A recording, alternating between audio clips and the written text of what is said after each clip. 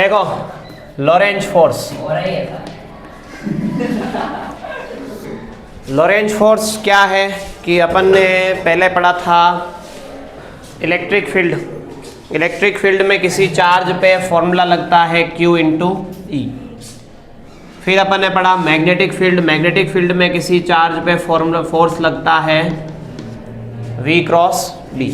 तो ये तो इलेक्ट्रिक फील्ड हो गया, ये किसके लिए हो गया? Magnetic field. अब मान लो मैं किसी चार्ज को दोनों ही फील्ड में रख दूं। दोनों ही फील्ड का मतलब एक ऐसा फील्ड जहाँ पे इलेक्ट्रिक फील्ड भी है और कौन है? मैग्नेटिक फील्ड भी है। तो इलेक्ट्रिक फोर्स भी लगेगा और कौन सा लगेगा? Magnetic force. इन दोनों का जो सम है उसी को क्या कहते हैं? लॉरेंज फोर्स कहते हैं। ठीक है, तो Lorentz force is the sum of forces on a charge due to electric field and due to magnetic field. Q common ले सकते हैं, एक्सप्रेशन आ जाएगी v E plus v cross B. ठीक है, ये लॉरेंज फोर्स की एक्सप्रेशन हो जाएगी। ठीक है, सिंपल सी बात है। उसके बाद अपने पास जो टॉपिक है, अब देखो लॉरेंज फोर्स के कारण देखो दो चीज़ें होगी। मैग्नेटिक फील्ड तो किसी चार्ज को कौन सा मोशन करवाता है? सर्कुलर। और इलेक्ट्रिक फील्ड क्या करवाता है? ट्रांसलेशनल, मतलब उसको एक्सेलरेट करेगा, उसकी स्पीड को बढ़ाएगा। तो जैसे मेरे पास कोई चार्ज है, इस चार्ज को मैंने इलेक्ट्रिक और मैग्नेटिक फील्ड में रखा, तो इलेक्ट्रिक फील्ड तो इसको क्या करवा रहा है? स्पीड बढ़ा रहा है, एक्सेलरेशन करवाएगा। मैग्नेटिक फील्ड इसको क्या करेगा? सर्कुलर मोशन करवाएगा। वापस इलेक्ट्रिक फील्ड इसकी स्पीड को बढ़ाएगा, सर्कुलर मोशन स्पीड को बढ़ाएगा, सर्कुलर मोशन इस तरह से। तो इस तरह से ये जो मोशन होगा ये कैसा मोशन हो जाएगा? Spiral motion. तो एक लाइन का क्वेश्चन आ सकता है कि अगर आप किसी चार्ज को इलेक्ट्रिक और मैग्नेटिक फील्ड दोनों में रख देते हो, यानी combined electric and magnetic field में रख देते हो, तो उसके ऊपर कौन सा फोर्स काम करता है? लॉरेंज फोर्स काम करता है। और उसका जो मोशन होता है वो कैसा होता है? स्पाइरल होता है। ठीक है, उसके बाद नेक्स्ट टॉपिक है अपने पास torque on a loop in magnetic field. Torque on a rectangular loop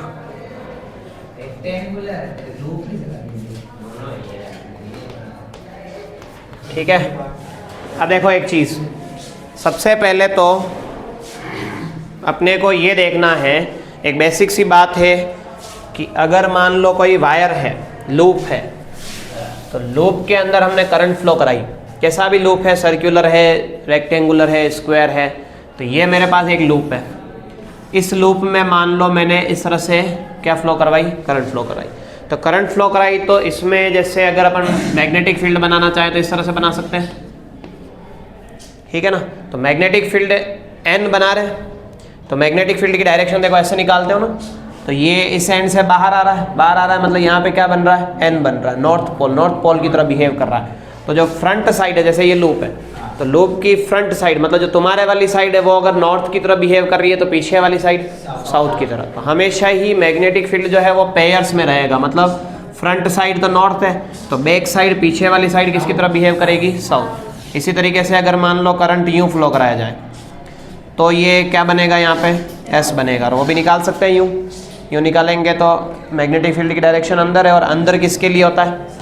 magnetic field line south में अंदर होती है और नॉर्थ से बाहर होती है।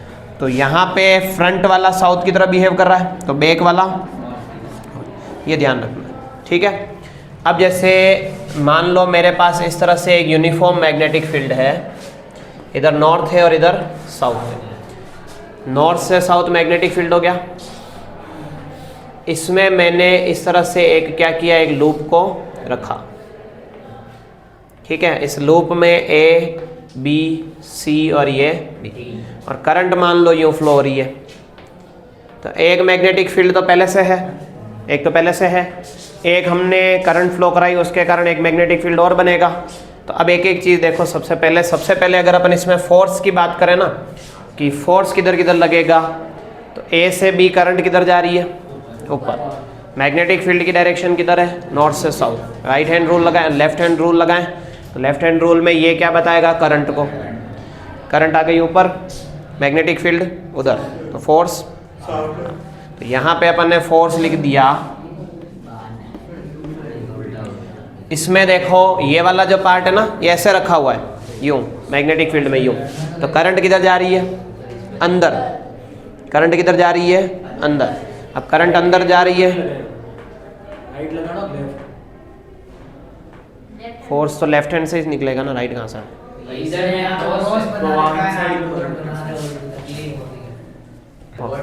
ये वाली उंगली किसको रिप्रेजेंट कर रही है? मैग्नेटिक फील्ड को, और ये किसको रिप्रेजेंट कर रही है? करंट को। तो इस तरह से रखेंगे ना, तो मैग्नेटिक यहाँ पे फोर्स किधर लग रहा है? इनसाइड लग रहा है ना, आउटसाइड नहीं लग रहा है। ठीक है, अब यहाँ पे देखो करंट किधर जा रही है?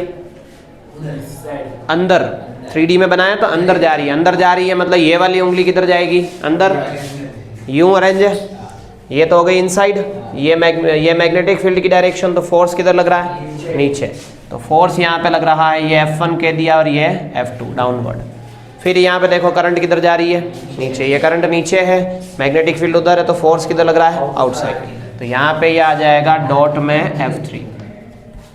यहाँ वापस उल्टा हो जाएगा, जस्ट इसके अपोजिट किधर आ जाएगा? ऊपर।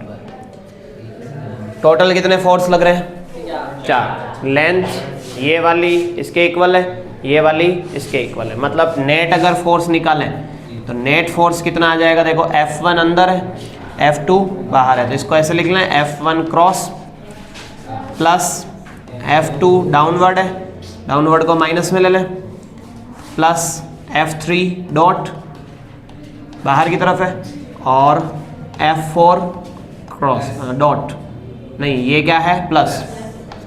अब F1 और F3 क्या इक्वल है? तो ये दोनों कैंसिल। F2 और F4 क्या इक्वल है? तो ये कैंसिल। तो इसका मतलब नेट फोर्स कितना आ जाएगा? 0। तो पहले इंपॉर्टेंट बात तो ये ध्यान रखनी है कि जब किसी अपन लूप को, करंट कैरिंग लूप को मैग्नेटिक फील्ड में रखते हैं तो उसके ऊपर नेट फोर्स क्या होता है? 0 होता है। आ गई बात समझ में पहली?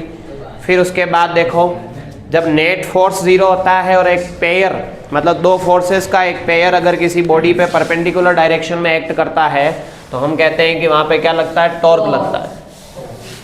ठीक है, अब उस टॉर्क को अपन देखो एक्सप्लेन करते हैं कैसे। ये है मैग्नेटिक फील्ड की डायरेक्शन, यहाँ एन से एन है ना, फिर ये रखा, ये इसका एक टर्मिनल बी और ये सी, इस तरह से रखा अपन ने, मतलब इस वाले पार्ट की बात कर रहे हैं। ठीक है ना, इसमें देखो क्या हो रहा है, जैसे ये ऐसे रखी हुई है तो इधर से फोर्स अंदर, इधर से फोर्स बाहर, तो रिजल्टेंट ये क्या करेगा? रोटेशनल मोशन करेगा, रोटेशन करेगा। तो रोटेशनल मोशन के अंदर अपन किसको डिफाइन करते हैं? टॉर्क को डिफाइन करते हैं। तो एक चीज देखो, यहाँ पे फोर्स किधर लग रहा है? इस वाले एंड पे अंदर लग रहा है। ठीक है, तो यहाँ फोर्स हो गया इनसाइड, यहाँ पे फोर्स किधर लगेगा? आउटसाइड। दोनों एक दूसरे के क्या है? परपेंडिकुलर है। अब हम जब टॉर्क की बात करते हैं तो टॉर्क होता है R क्रॉस F। इसको क्या लिख सकते हैं? RF sine theta. ठीक है, वेक्टर फॉर्म में लिखेंगे तो यहाँ n कैप लगा देंगे।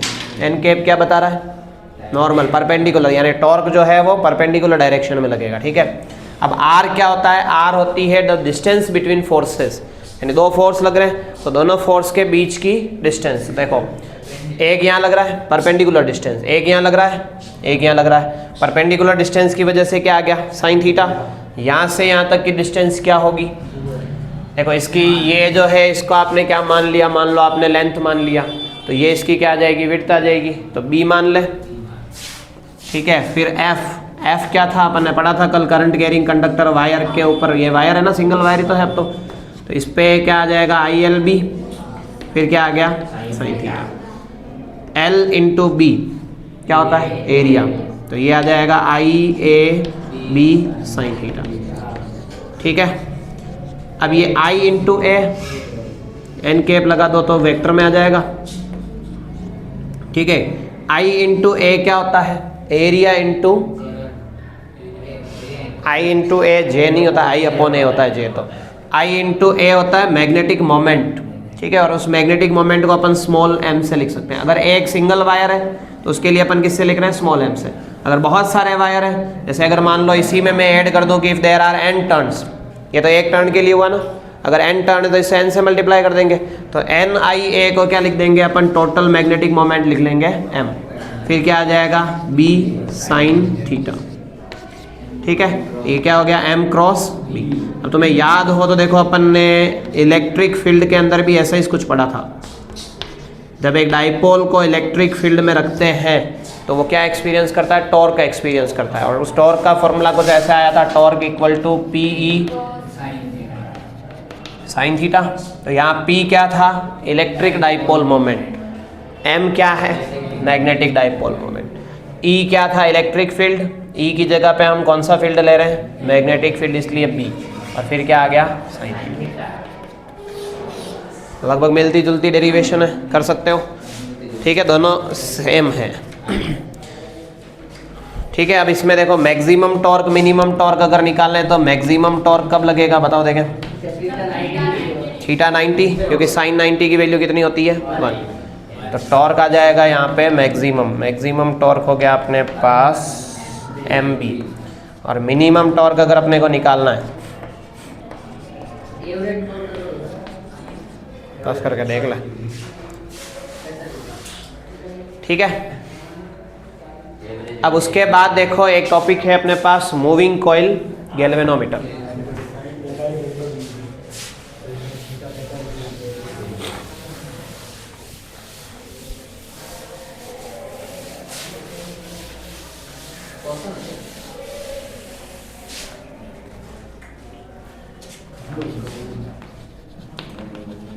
Moving coil galvanometer.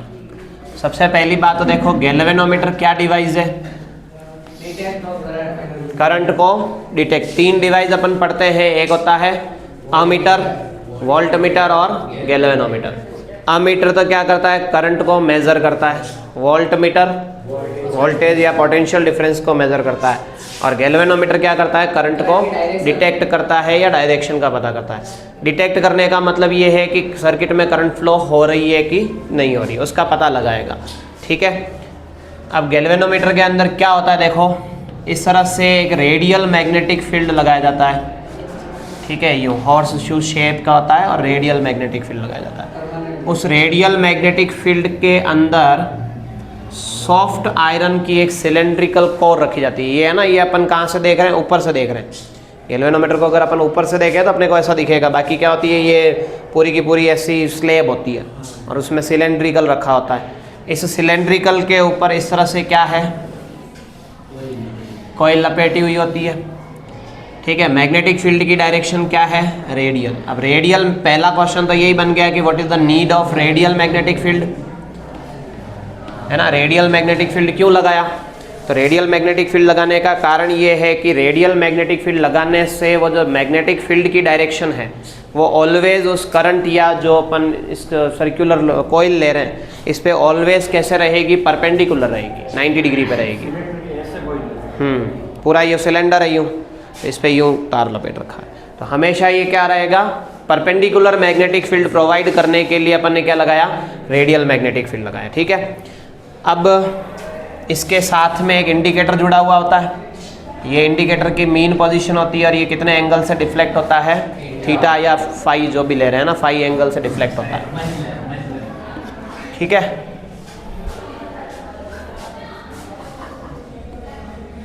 तो है।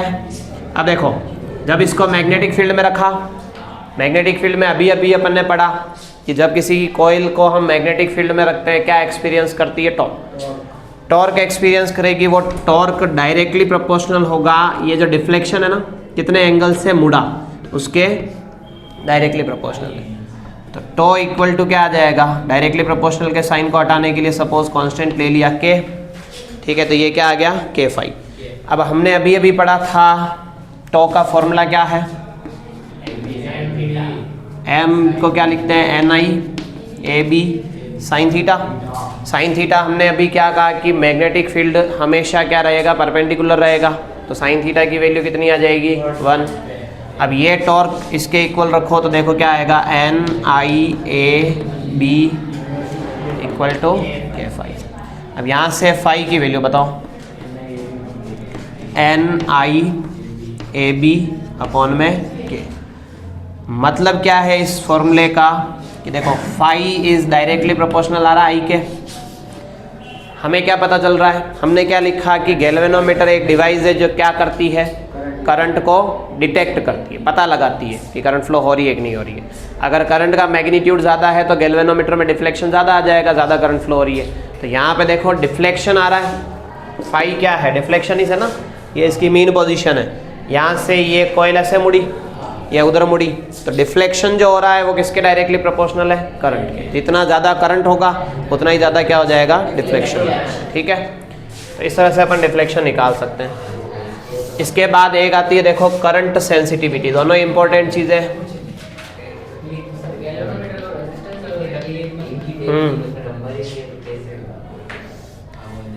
करंट सेंसिटिविटी, करंट सेंसिटिविटी को किससे लिखते हैं, IS से। और IS क्या होता है, deflection by unit current. Important बात है, ध्यान रखना है, क्वेश्चन आ सकता है। ठीक है, करंट सेंसिटिविटी किस किस चीज़ पे डिपेंड करती है, ये क्वेश्चन आया हुआ भी है। तो फाई का फॉर्मूला क्या है, NIAB अपॉन में K। तो यहाँ लिख देंगे NIAB अपॉन में K, और एक I है इसे। ठीक है, तो IS किसके इक्वल आ जाएगा, NAB अपॉन में K। ठीक है, सीधा क्वेश्चन आ सकता है कि एरिया बढ़ाने पर, नंबर ऑफ टर्न बढ़ाने पर क्या होता है, मतलब गैल्वेनोमीटर की करंट सेंसिटिविटी का तो क्या होता है, बढ़ेगी। ये दोनों चीज़ें बढ़ाएंगे, है ना, क्या पता है? एरिया या नंबर ऑफ टर्न बढ़ाने पर करंट सेंसिटिविटी बढ़ेगी। किस किस चीज़ पे डिपेंड करता है, और इसका फॉर्मूला आया हुआ है एग्जाम में, पुराने पेपर देखोगे तो पता चल जाएगा। फिर क्या है, वोल्टेज सेंसिटिविटी। वोल्टेज सेंसिटिविटी कहते हैं VS को, और वोल्टेज सेंसिटिविटी क्या होती है, वही deflection by unit voltage. V को क्या लिख सकते हो, IR, और वो वैल्यू पुट करके निकालेंगे तो NAB अपॉन में I। इसका रखेंगे ना एक बार, ये वाला K। ठीक है, और यहाँ क्या आ जाएगा, IR, और ऊपर I था तो I से I काट के लिख देंगे, क्या लिख देंगे, NAB अपॉन में KR। ठीक है, R क्या है, रेजिस्टेंस ऑफ द वायर, वो जो वायर हमने लगा रखा है ना, कॉइल वायर, उसका रेजिस्टेंस है। ठीक है,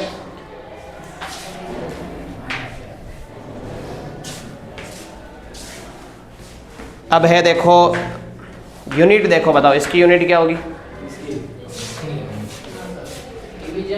डिवीजन पर एम्पियर।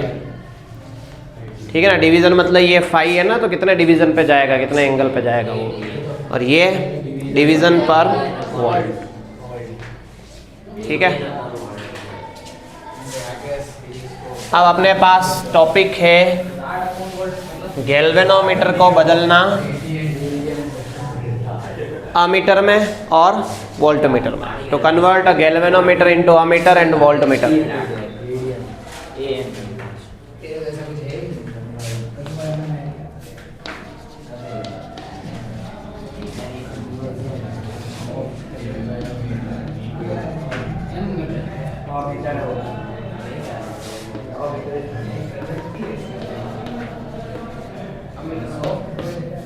ठीक है, तो देखो पहली बात तो तीन इंपॉर्टेंट चीज बता रहा हूँ। एक तो कौन है, गैल्वेनोमीटर, एक कौन है, वोल्टमीटर, और एक कौन है, अमीटर। का क्या काम है, मेजर करेगा।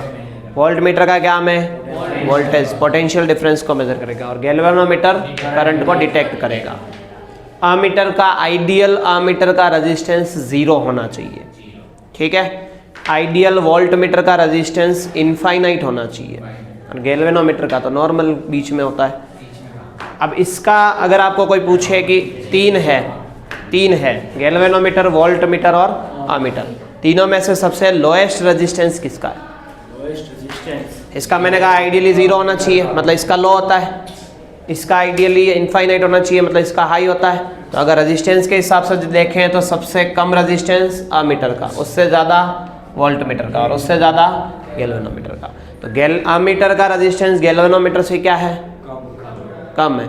तो हम मान लो एक गैल्वेनोमीटर को अमीटर में बदलना चाहते हैं। तो देखो गैल्वेनोमीटर में प्रॉब्लम ये होती है कि galvanometer is a very sensitive device, मतलब अगर थोड़ी सी भी करंट उसमें जाती है ना तो बहुत ज़्यादा डिफ्लेक्शन शो करता है, तो मेज़र नहीं कर पाओगे। इसके लिए हम क्या करते हैं, इसके यहाँ पे क्या लगा दिया, शंट लगा दिया। पैरेलल में क्या लगा दिया, रेजिस्टेंस लगा दिया। वोल्ट मीटर का तो इनफाइनाइट है, उससे ज़्यादा होना चाहिए। किससे? तो गैल्वेनोमीटर उससे ज़्यादा ही से एक वोल्ट मीटर का। तो अमीटर का सबसे ज़्यादा किसका है, अमीटर का। सबसे कम है अमीटर का, फिर उससे ज़्यादा है गैल्वेनोमीटर का, और उससे ज़्यादा है वोल्ट मीटर का। ठीक है, ये इसका ऑर्डर है। अब आ गई बात समझ में? हाँ, गैल्वेनोमीटर में प्रॉब्लम क्या थी, सेंसिटिव डिवाइस है, करंट ज़्यादा जाएगी, बहुत ज़्यादा डिफ्लेक्शन दे देगा। हमने क्या लगा दिया, पैरेलल में शंट लगा दिया। शंट लगाने से ये होगा कि देखो इधर से जो करंट आई, कितनी करंट आई, आई, उसमें से सपोज किस में चली गई, आई जी तो चली गई गैल्वेनोमीटर में। ज़्यादातर करंट किस में चली जाएगी, शंट में, क्योंकि करंट को क्या है, लो रेजिस्टेंस चाहिए। करंट फ्लो होती है ना, तो ज़्यादा करंट किस में फ्लो होगी, जिसमें रेजिस्टेंस लो होगा। तो यहाँ लो रेजिस्टेंस है, यहाँ ज़्यादा करंट जाएगी।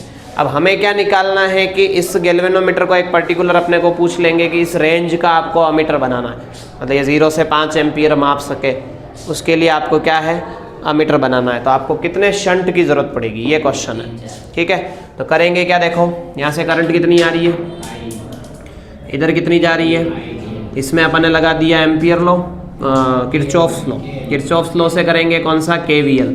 तो केवीएल से इधर गए, क्या आएगा, I minus I G into S, यू I minus I G into G equal to 0। S की वैल्यू निकाल सकते हैं कैसे, I G G divided by I minus I. ठीक है, तो ये आ गया शंट का रेजिस्टेंस। अब इसी तरीके से अगर आप गैल्वेनोमीटर को किस में बदलो, वोल्ट मीटर में, तो वोल्ट मीटर का रेजिस्टेंस हाई होना चाहिए, तो हम उसके सीरीज में जोड़ देंगे क्या, शंट नहीं, हाई रेजिस्टेंस। शंट तो लो रेजिस्टेंस को इस कहते हैं।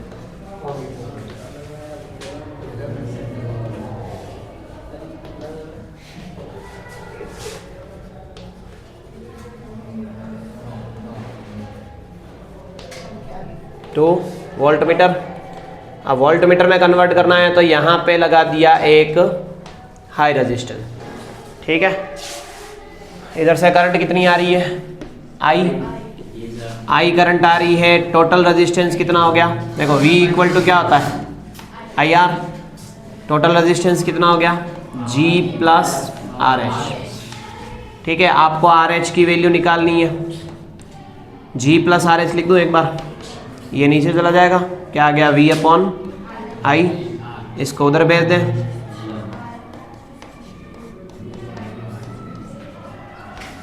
ठीक है। तो कितने हाई रेजिस्टेंस की जरूरत है वो इस फॉर्मूले से निकाल।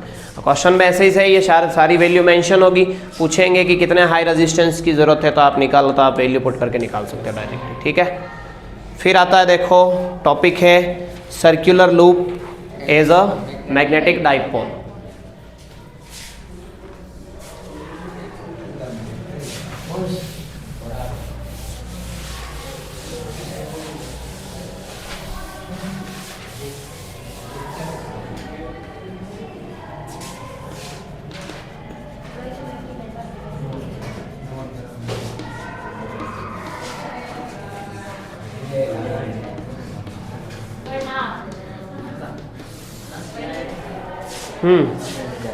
देखो सबसे पहली डेरिवेशन अपन ने की थी बायो-सावर्ट लॉ से सर्कुलर लूप के लिए। सर्कुलर लूप के एक्सिस पे मान लो हमने मैग्नेटिक फील्ड निकाला था, इसमें करंट कुछ इस तरह से फ्लो हो रही है। यहाँ पे जो हमने मैग्नेटिक फील्ड की एक्सप्रेशन निकाली थी वो हमारे पास थी B equal to mu naught I R square upon में 2 R square plus x square. ठीक है, अब यही चीज़ अगर मैं एट सेंटर निकालना चाहूँ तो क्या करेंगे बताओ, या फिर ऐसे कह दो कि एट सेंटर नहीं, और जैसे डाइपोल नहीं होता है, इलेक्ट्रिक डाइपोल में अपन ने पढ़ा था ना, तो इलेक्ट्रिक डाइपोल में देखो फॉर्मूला क्या पढ़ा था, एक बार इलेक्ट्रिक डाइपोल ले रहे हैं ना, इलेक्ट्रिक डाइपोल में हमने फॉर्मूला पढ़ा था 1/4 पाई एप्सिलॉन नॉट, उसके एक्सिस पे, इलेक्ट्रिक डाइपोल के एक्सिस पे इलेक्ट्रिक फील्ड क्या था 2p अपॉन में एक्स क्यूब, यही था। अब इससे अगर मैं कंपेयर करूं, मैग्नेटिक डाइपोल को इससे कंपेयर करूं, तो देखो ई की जगह क्या आना चाहिए, 1/4 तो ऐसा कैसा रहेगा, 1/ε0 किसके इक्वल आता है, यू नॉट।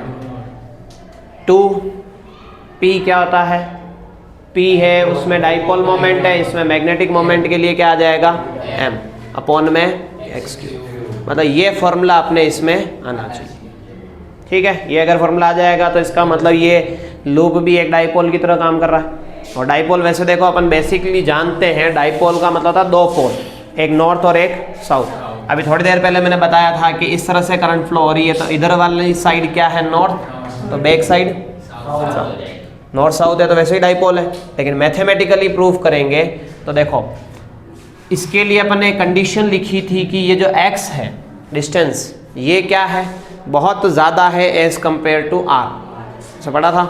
तो x is very very greater than r, ठीक है। या फिर एक स्टेप पहले सॉल्व कर लो, देखो इसको 4 पाई बनाए, इस चीज़ को 4 पाई बनाए तो क्या लिखेंगे, म्यू नॉट अपॉन में 2 पाई से ऊपर मल्टीप्लाई और नीचे मल्टीप्लाई, कितना आ जाएगा, 2 पाई आई आर स्क्वायर अपॉन में,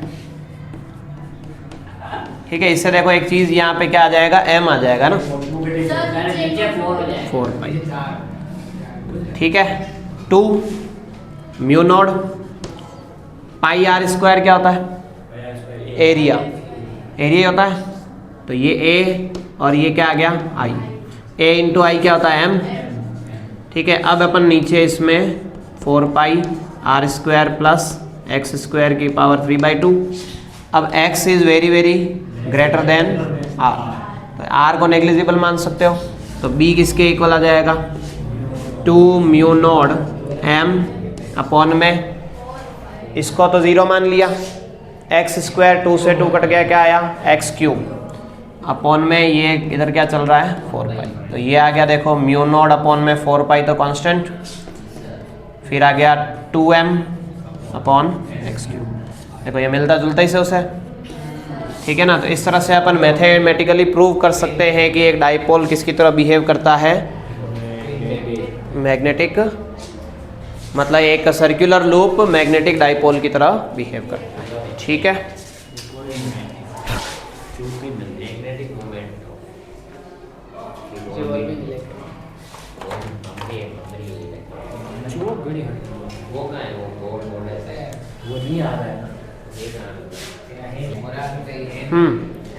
देखो dipole moment of a magnetic moment of a moving electron, ठीक है, हाँ वही magnetic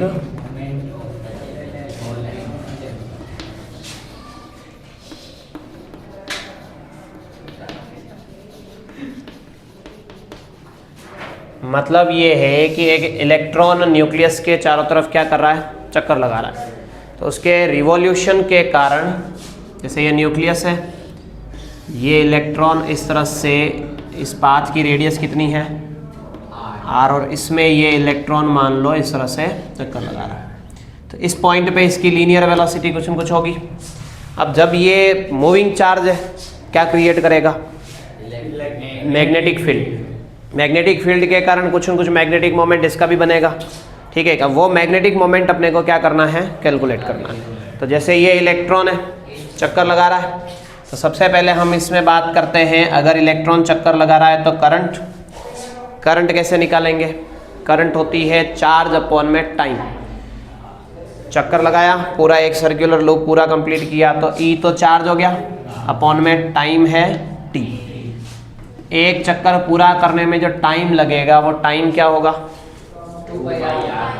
2 pi are bye we, ये आ गया अपने पास आई। अब मैग्नेटिक मोमेंट हमें पता है m क्या होता है, I इंटू ए, आई तो ई वी अपॉन में 2 पाई आर इंटू ए। अब जिस पाथ पे ये चक्कर लगा रहा है उस सर्कुलर लूप का एरिया क्या हो जाएगा, पाई आर स्क्वायर, पाई से ये कैंसल, आर से ये कैंसल, तो मैग्नेटिक मोमेंट का फॉर्मूला आ गया ई वी आर बाय ये magnetic moment due to circular loop हो गया। ठीक है, इसी से अपन देखो बोर का सेकंड पोस्टुलेट भी डिराइव कर सकते हैं। सेकंड पोस्टुलेट कैसे डिराइव करते हैं, देखो हमें पता है, मतलब बोर मैग्नेटॉन की वैल्यू, एक बोर मैग्नेटॉन एक इंपॉर्टेंट बात है जिसकी वैल्यू हमें निकालनी पड़ती है। तो उसके लिए अगर देखो बोर का सेकंड पोस्टुलेट अपन यूज करते हैं ना, डिराइव नहीं करेंगे, क्या करेंगे, यूज करेंगे। तो फॉर्मूला क्या है बोर का सेकंड पोस्टुलेट, क्या है, MVR इज इक्वल टू, ठीक है, यहां से VR की वैल्यू बताओ, 2 पाई M,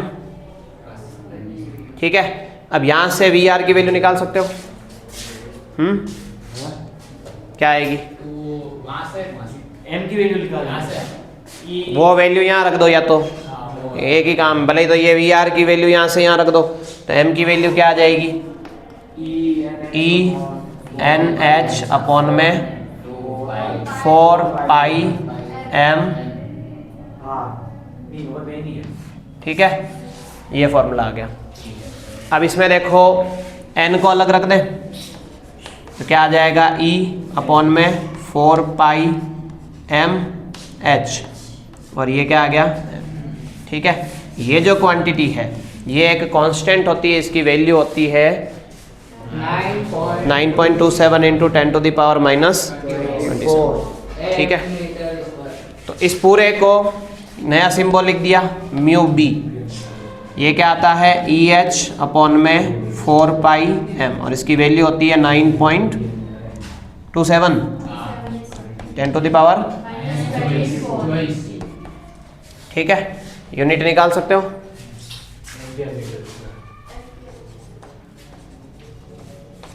ठीक है। तो ये BM है ना, अपन ने देखो म्यू M केमिस्ट्री में भी पढ़ा है तुम लोगों ने, और वो किसी भी इलेक्ट्रॉन है, अनपेयर्ड इलेक्ट्रॉन है, उसकी वजह से मैग्नेटिक मोमेंट बनता है, उसको बोर मैग्नेटॉन में मापते हैं। फॉर्मूला ये था, म्यू बी इक्वल टू होता था √n bracket n + 2 bore magneton. ये जो बोर मैग्नेटॉन है ये चीज़ है यहाँ से, ठीक है।